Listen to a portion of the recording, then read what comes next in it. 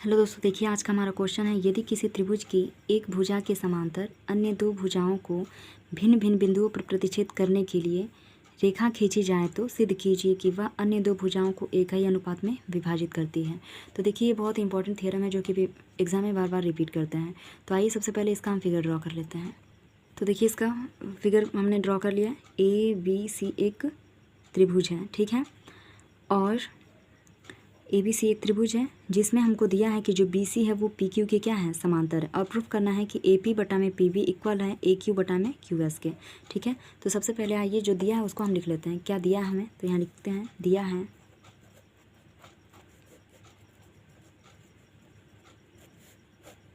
क्या दिया है, तो दिया हमको कि जो हमारा BC है वो समांतर है PQ के। ठीक है, ये हमें ज्ञात है। और सिद्ध क्या करना है, तो यहाँ लिख लेते हैं सिद्ध करना है, सिद्ध करना है।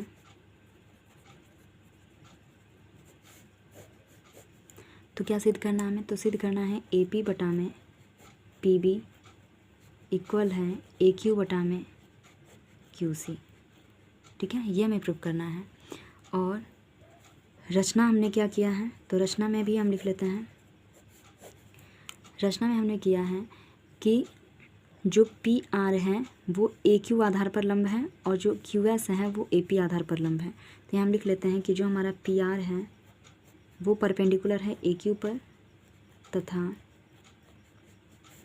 जो हमारा QS है ये परपेंडिकुलर है AP पर। ठीक है, अब आइए हम आते हैं उपपत्ति में। तो उपपत्ति में क्या होगा,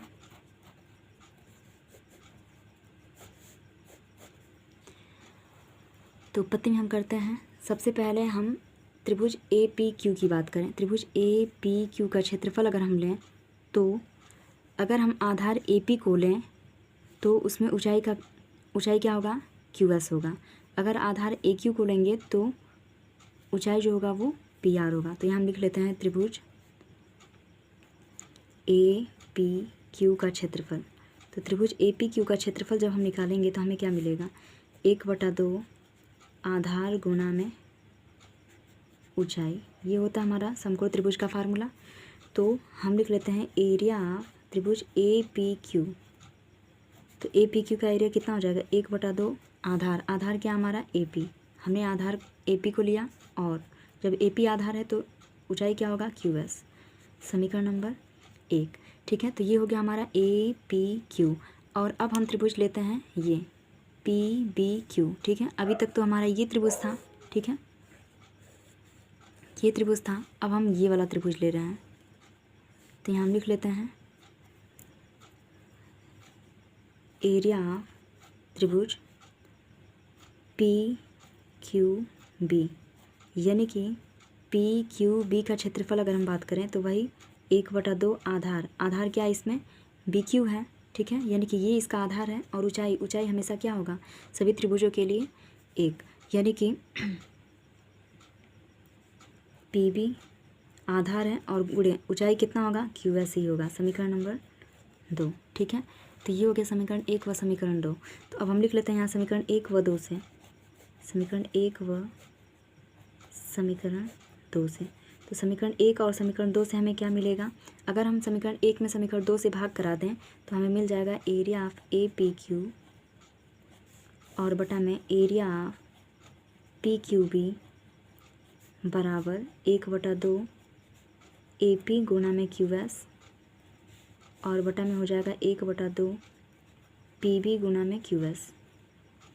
जब हम सॉल्व करेंगे तो हमको मिलेगा AP बटा में PB। ठीक है, ये मिला, यानी कि हमें वैल्यू प्राप्त हुई APQ बटा में एरिया PQB बराबर AP बटा में PB। ठीक है, ये वैल्यू हमें प्राप्त हुआ, इसको हम नाम देते हैं समीकरण नंबर A। ये हमारा समीकरण नंबर A है, इसका ज़रूरत हमें आगे पड़ेगा। ठीक है, फिर आइए हम क्या करते हैं, फिर वही हम APQ का एरिया निकालेंगे, APQ का एरिया निकालेंगे, लेकिन अब हम बेस हम क्या लेंगे, AQ को लेंगे, और ऊंचाई क्या लेंगे, PR को लेंगे। ठीक है, तो आइए यहाँ करते हैं। तो देखिए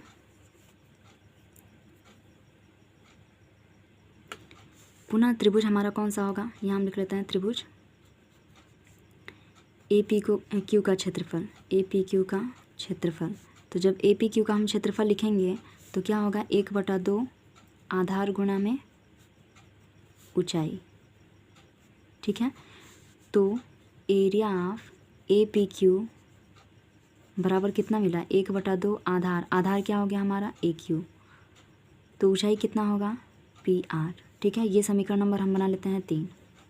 ठीक है, उसी तरह से जब हमारा ए पी क्यू निकल गया, अब हम निकालेंगे पी क्यू सी का क्षेत्रफल। ठीक है, तो हम लिख लेते हैं यहाँ पे area of P Q C बराबर 1/2 आधार, आधार अब क्या होगा, देखिए जब पी क्यू सी निकाल रहे हैं तो पी क्यू सी हमारा क्या हो जाएगा आधार, तो क्यू सी और गुणे में ऊंचाई, ऊंचाई क्या होगा वही पी आर। ये समीकरण नंबर हो गया हमारा 4। ठीक है, तो समीकरण 3 और समीकरण 4 हो गया। अब देखिए अगर हम बात करें अपने इस फिगर से, तो त्रिभुज पी क्यू बी तथा त्रिभुज पी क्यू सी में, यहाँ हम लिख लेते हैं त्रिभुज पी क्यू बी तथा त्रिभुज पी क्यू बी तथा त्रिभुज पी क्यू सी, दोनों त्रिभुज एक ही आधार एक ही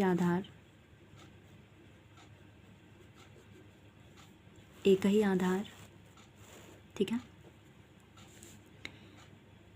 एक ही आधार पर बने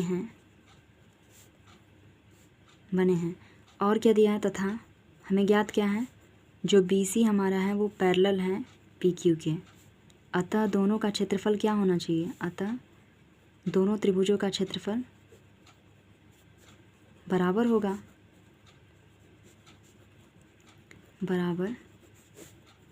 ठीक है, ये हमारा प्रमेय है। क्या है कि अगर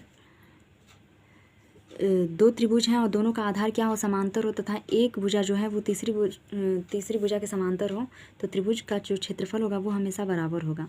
अतः area of P B Q जो होगा, यानी कि area of P Q B वो इक्वल होगा area of P Q C के। ठीक है, यानी पी क्यू बी का एरिया जो होगा वो पी क्यू सी के बराबर होगा।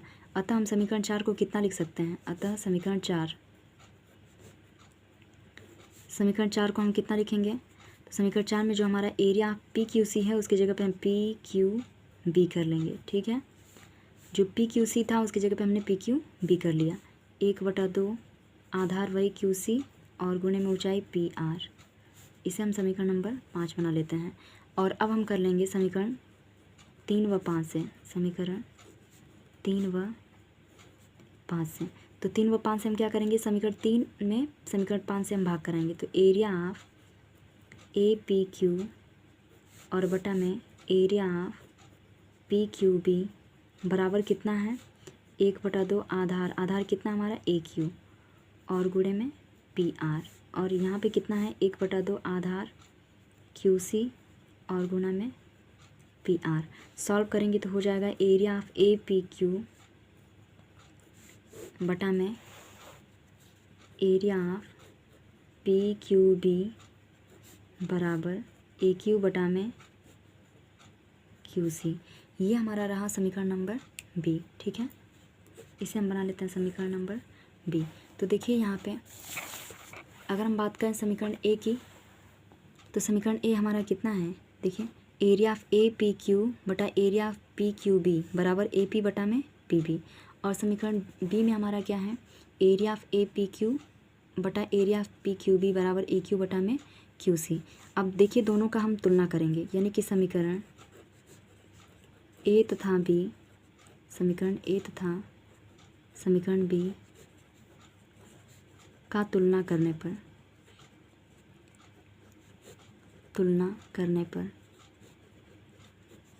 तो जैसे ही हम तुलना करेंगे तो हमें क्या मिलेगा, तो देखिए दोनों का LHS क्या है बराबर, देखिए यहाँ पे ए पी क्यू बटा में पी क्यू बी, उसी तरह ए पी क्यू बटा में पी क्यू बी। तो जब दोनों का हम तुलना करेंगे तो हमें क्या मिलेगा, ए पी बटा में पी बी बराबर होगा ए क्यू बटा में क्यू सी के। ठीक है, देखिए यही तो हमें प्रूफ करना था, ए पी बटा में पी बी बराबर ए क्यू बटा में क्यू सी। तो यानी कि ये हमें प्रूफ करना था। ये रहा हमारा क्वेश्चन का हल। ठीक है।